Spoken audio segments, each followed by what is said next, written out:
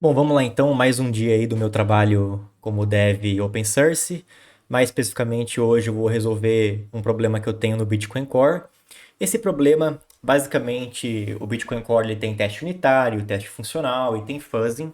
Se você não sabe o que é fuzzing, pausa esse vídeo e procura os outros vídeos que eu tenho aqui no canal explicando justamente o que é o fuzzing, né? O Coverage Guide de Fuzzing, enfim. A gente tem vários targets de fuzzing ou harness, depende como você chama, né? De fuzzing no Bitcoin Core. E tem um específico que ele é bem lento. Ele é relacionado ao wallet, né? Então a carteira de Bitcoin, no caso, né? É o Bitcoin Core. E ele é um target bem lento, porque para cada iteração que o fuzzing faz, né, para cada input que ele vai executar, ele constrói uma carteira. Então, esse processo de construir uma carteira para todo input é bem custoso. Pior ainda é porque eu acho que ele usa, se não me engano, 8 descriptors para construir essa carteira. Justamente para ter uma variedade na carteira, enfim. Então pensa, cada input que ele vai executar no fuzzing, ele vai construir uma carteira. Então ele constrói a carteira, executa lá o que tem que executar, beleza. De novo, executa constrói a carteira, executa o que tem que executar e continua. E aí eu tinha algumas ideias na cabeça e eu simplesmente pedi para a IA resolver esse problema. Falei para ela, bom, eu tenho esse target, ele é lento por conta disso, disso e disso. No caso eu expliquei que é por causa da forma como que a carteira, né, da forma como que a wallet é construída no target. E aí eu pedi para ela otimizar isso e ela me deu uma resposta. Como eu não sou tonto, né, nem burro, de simplesmente pegar essa resposta da IA e abrir um pull request sem verificar, eu vou fazer agora basicamente uma revisão de código aí da proposta que ela me deu, beleza? Bom, então aqui na minha tela vocês estão vendo já o diff, justamente do código hoje que está na master e da proposta que ela me trouxe. Bom, como sempre, né? Eu usei o Cloud Code aqui, tá? Eu usei acho que foi o Opus. Ah, não me lembro. Vamos lá então. Primeira coisa que a gente já vê é que ela botou uma porrada de include novo. Isso aqui não tinha antes, mas beleza. Se for útil, ok. Vamos lá. Deixou um comentário gigante, como sempre ela faz. E esse comentário gigante é o seguinte: construir uma carteira é caro, como eu expliquei. Importar 8 descriptors que escreve para o banco de dados consequentemente, né, cada endereço é caro porque custa, por exemplo, a derivação do BIP32 mais 3 wallet batch transactions separadas, né? Beleza, então são 3. O que ele está falando aqui é que é caro, porque primeiro são 8 descriptors, e aí cada endereço tem um custo ali, né, da derivação do BIP32 e mais 3 transações diferentes, né? Enfim. E aí ele fala aqui, os targets deveriam, portanto, construir uma carteira no seu inicializador, no seu construtor, e chamar o reset no topo de cada iteração. Então lembra que eu expliquei que o que está sendo feito hoje basicamente eu tenho um input, eu vou executar esse input, construo a carteira, faço o que eu tenho que fazer. Outro input, construa a carteira, faço o que tem que fazer. Agora, ele está falando o seguinte, ó, antes de executar esses inputs, constrói uma carteira, e aí essa carteira vai ser meio que global, tá? E aí depois que você termina de executar esse input, ou antes de executar esse input, você só reseta essa carteira, o que faz total sentido. O problema aqui você tem que realmente garantir que esse reset é de fato um reset. Porque se ficar coisa para trás, a gente vai ter problema de determinismo, de não determinismo, né?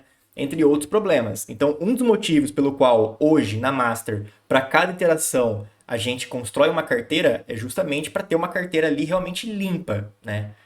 Enfim. Bom, e aí ele fala: duas propriedades fazem desse reuso possível. O get destination, o que ele faz? Serves from a pool of destinations pre-computed during construction instead of calling get new destination. Beleza, então ele está falando o seguinte: ao invés de chamar o get new destination, que vai trigar ali várias outras funções custosas, a gente pode ter um pool de destinations, tá, não vou traduzir em português tudo, mas poderia ter um pool disso pré-computado, e aí a gente pode, vamos ver,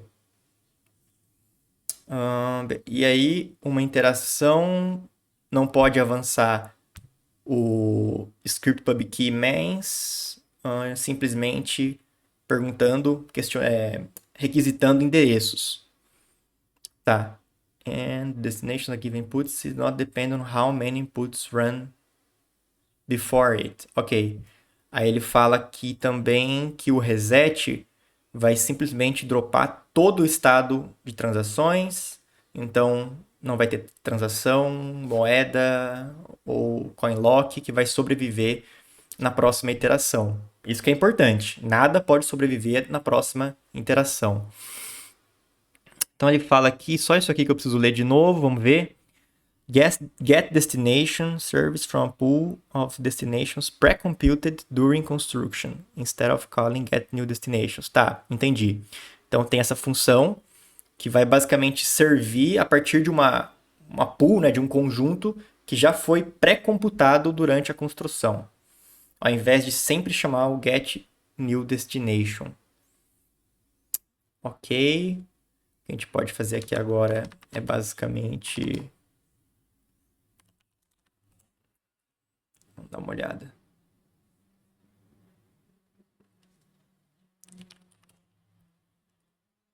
Beleza. Então, o get new destination, vamos ver o que ele faz. Vou dar um zoom aqui para ficar bem melhor para vocês. Vou fechar aqui. Ficou melhor, beleza. Mais um pouquinho de zoom. Perfeito. Então, o que ele chama aqui? Ele faz um get script pub key manager, beleza, para chamar o gerenciador, claro. Se isso aqui der algum erro, né? Beleza, vai retornar esse erro, não tem endereços disponível. Senão, ele vai chamar esse outro get new destination a partir do script pub key manager. Interessante. Então, procurar aqui esse get destination. A gente tem ele no script pub key manager. Legal. Justamente aqui, ó. Aqui. Beleza. Então, primeiro ele vai verificar se pode pegar endereços. Ok. Aqui está o problema. Então, ele vai pegar o tipo do endereço. Perfeito. Se o tipo que eu estou requisitando, se o output type que eu estou requisitando for diferente do tipo aqui, ele vai retornar um erro. Se não, esse top up é caro pra caramba. E aí ele vai pegar o script pub key a partir do descriptor. Beleza. Esse top up é realmente caro. Expand from cache, eu sei que é caro também. Depois ele vai fazer um extract destination e aí vai fazer um wallet batch, que também é uma parada cara. Então, realmente, se eu puder economizar chamadas para o get new destination, faz total sentido. Beleza. Vamos ver o que mais ele fala. One source of drift remains and cannot be undone from outside the wallet. Tá, então ele fala que uma chamada com sucesso do create transaction, que é a função que obviamente cria a transação, chama o keep destination. Tá. O que permanentemente consome um change index, beleza, troco, e faz o cache de mais um script pub key. Faz total sentido. Beleza. O que o reset faz? Rebuilda a carteira every para cada rebuild internal iterations. Tá, beleza. Over 1000 inputs, and let's assert that drift stays one index per descriptor per iteration bound, so that any new vai falhar. Beleza. Tá. Então, uma coisa que ele faz aqui, vamos ver. Vamos dar mais um pouquinho de zoom, que eu acho que fica melhor. Perfeito. Então, a gente já tinha essa struct, que é basicamente um fuzzed wallet. Ok. E aí ele faz o seguinte: destinations pre-computed per output type. Então, para cada tipo de output, ele vai então pré-computar esses destinations. Beleza, 16. Iterations to serve from one wallet before rebuilding it from scratch. Tá bom. É o intervalo que ele cita ali, aquele em cima. Ele definiu como 1000. Beleza. Então, o que ele faz aqui? No construtor, ele chama o build. Ok. Ele criou um reset. Então, acho que sempre no reset ele vai incrementar nas iterações. Se for maior ou igual àquele intervalo que ele determinou, ele vai reconstruir a carteira. Tá? mcursors.fill00. Tá, ele tá resetando esse cursor. Vamos ver.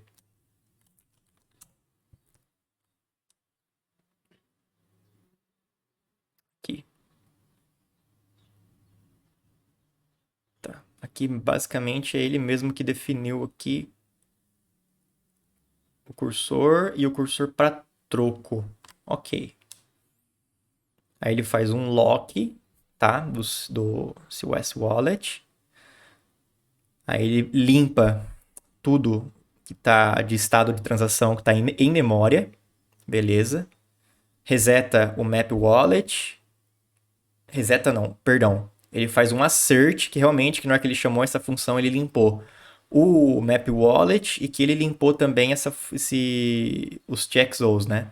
Então esse get TXOs tem que sempre estar vazio. Os dois, no caso, né? Tá. Outra coisa interessante que ele fala que uma chamada com sucesso do create transaction mantém um index de change. Tá.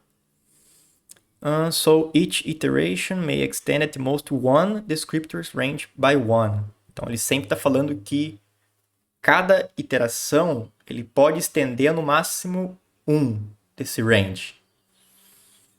Se crescer mais rápido do que isso, significa que uma interação está deixando alguma coisa de estado para trás. Isso é legal, porque aqui ele está querendo garantir realmente que o reset está funcionando. Então, se esse assert falhar, é justamente porque esse reset não está sendo realmente um reset. Vamos lá, então. E aí ele tem esse get destination, onde ele vai usar o próprio fuzz data provider para quê? Primeiro, ele vai usar o próprio input do fuzzing para definir o tipo do output, se vai ser externo ou não. Aí ele vai pegar o type index, pool, se for externos, vai ser o dest, se não vai ser o change, cursor, a mesma coisa, e vai falar o seguinte, ó, pega da pool no nível I, beleza, destination pool size. Avança o cursor, retorna o destination. Tá. Beleza. Então aqui ele tem as coisas que ele definiu, mchain, mname, o que vai precisar. O que é esse pool de cursor aqui, né? É basicamente um array, onde a gente vai ter um size t de um lado e output types .size, ou seja, é o contador aqui, né? Porque daí eu tenho vários tipos de output, para cada tipo de output tem esse size t aqui. Perfeito. O que é o type index? Type index é basicamente, ele vai pegar um tipo de output, vai iterar por todos os tipos.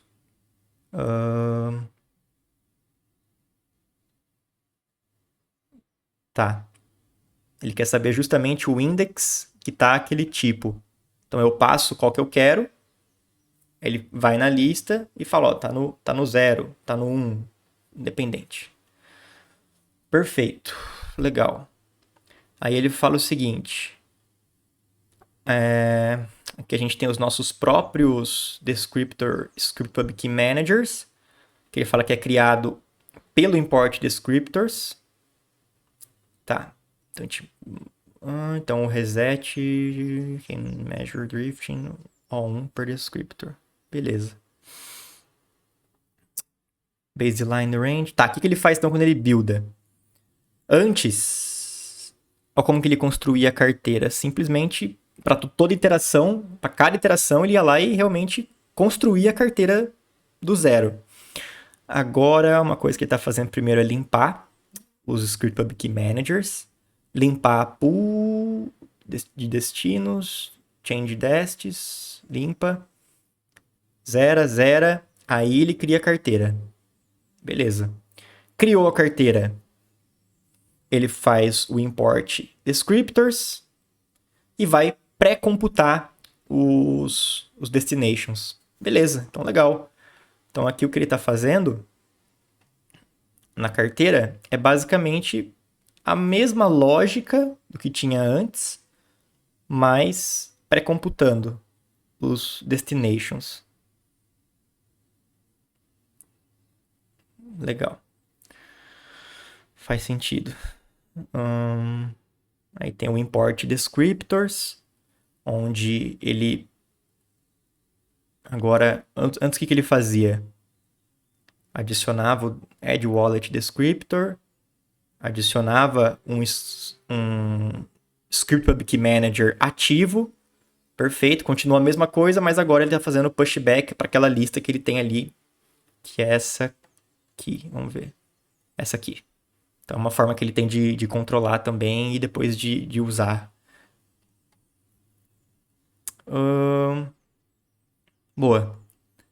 Então agora que ele tem a função que pré-computa os destinations, então para cada output type, para cada tipo de output, perfeito. Onde que ele vai usar esse... ele vai ter que usar aqui também.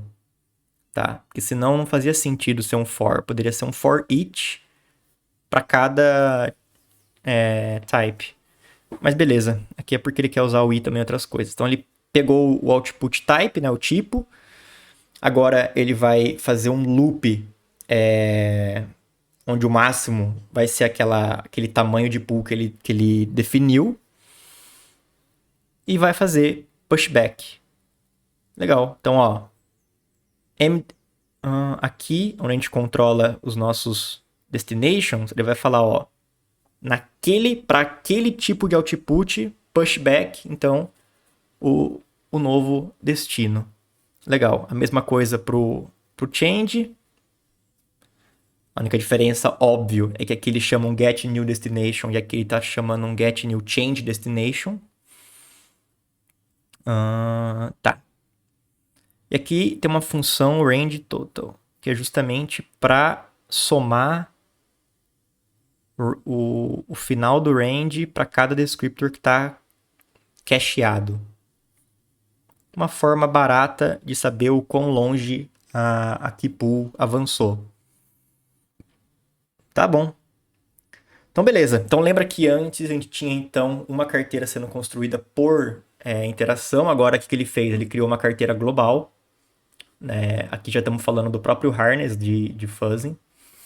Criou uma carteira global. Na hora de inicializar o setup, ele constrói a carteira. Então, beleza. Ele criou aqui estaticamente uma fuzzed wallet, hard-coded, legal, e setou a wallet global. Então, ó, ele migrou, na verdade, aqui do target pro initialize, que é justamente o que é chamado aqui. Então, antes de começar a fazer as iterações, antes de começar a fazer o fuzzing de fato, a gente vai, portanto, inicializar o setup e nessa inicialização agora a gente constrói a carteira. A primeira coisa que ele faz depois é pegar essa carteira global e dar um reset. Perfeito. Poderia fazer depois no final. E ok. Agora, uma coisa curiosa era justamente que eu ia perguntar agora, mas já sei a resposta. Essa função aqui não era familiar, mas de fato ele criou. Ele criou a função clear in memory tx state for test. Então ele dá um clear no map wallet, dá um clear aqui ordered witness, tá? o map tx expands, txos, locked coins, e ele reseta aqui o posicionador, enfim, da ordem. Legal. Então ele até fala aqui também, ó, que essa função ela é justamente para resetar, para dropar, né, na verdade, todo o estado de transação em memória. Então, as próprias transações, os outputs derivados, os index de gastos e qualquer coin locks. Perfeito. Até fala que o banco de dados, wallet flags e os script public key managers são mantidos untouched. Por quê? Porque eu não preciso não preciso modificar a flag de fato, não preciso resetar, não tem nada que eu preciso resetar de wallet flag.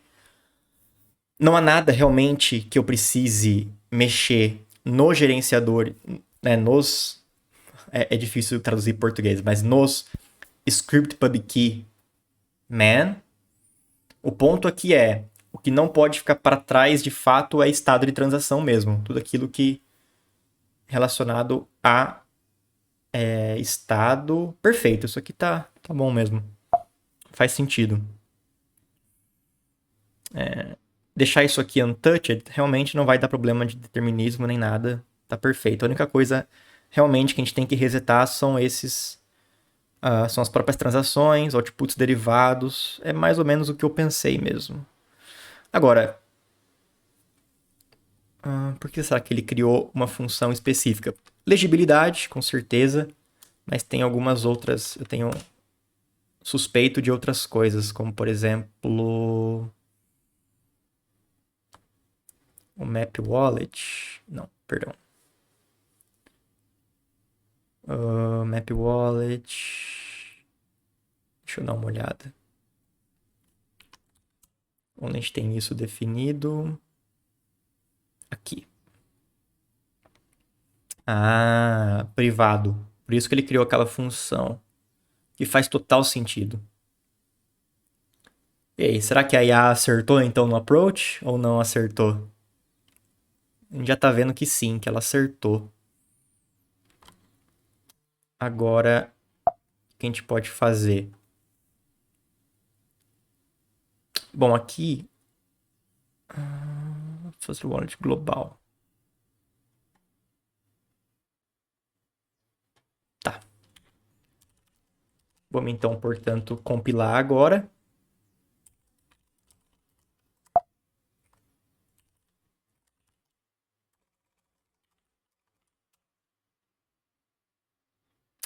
E essa máquina minha tá quebrada.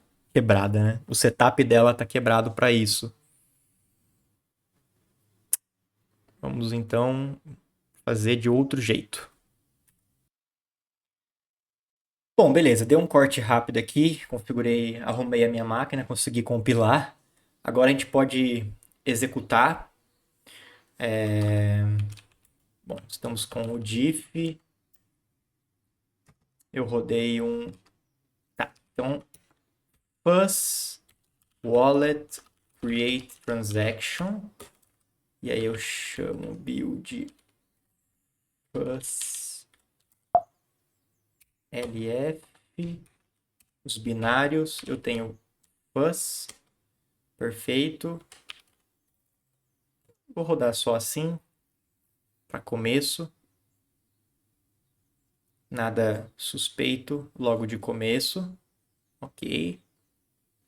Agora, talvez o que eu possa fazer agora é rodar com o corpus, né?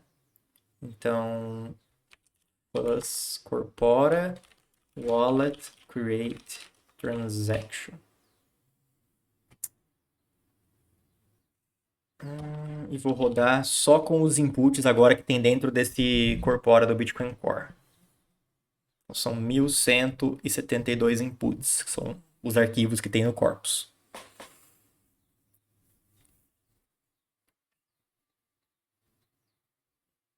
Vamos ver. Esperar ele encerrar a execução.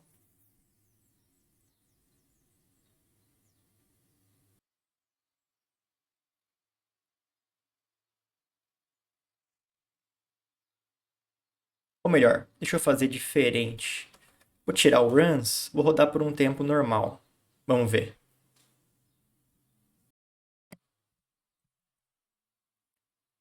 Ele começou a executar, só que ainda estamos com execuções por segundo bem baixa. 26 execuções por segundo. Ainda é baixo, mas vamos comparar agora. Fazer uma coisa. Git checkout. First wallet improvement. Eu vou colocar as mudanças aqui nessa branch. Source wallet.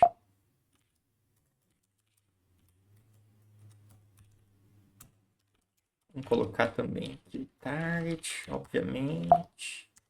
Test. Bus. Spend. Mais algum lugar que a gente modificou? Vamos ver. Obviamente, o mais teste.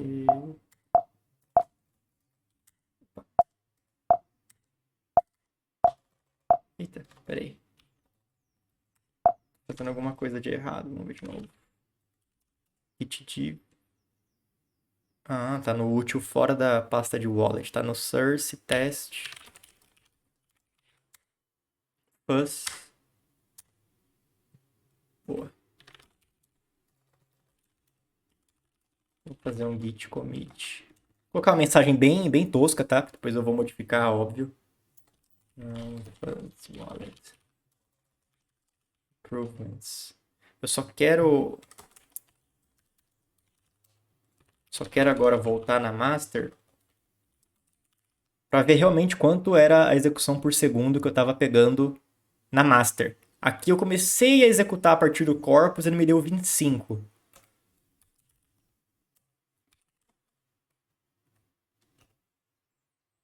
Compilar de novo.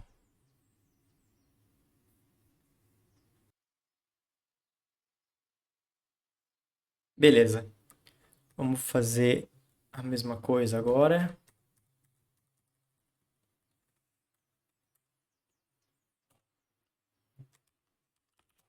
Dá uma limpada. A gente estava com 25 execuções por segundo, aqui a gente está agora com 85. E cobrindo mais coisa ainda. Ou seja, não parece ter melhorado. 51, cobrindo 20, 836.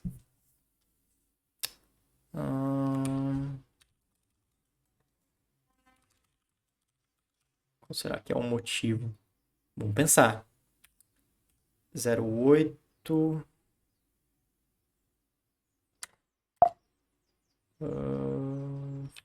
First wallet improvement. Deu dar de novo aqui. Começou com 85, 51, mas já cobrindo 20 mil. Tá. Tem que pensar também que às vezes a hora de modificar o target, você pode invalidar os casos que você tem ali no seu corpus, né?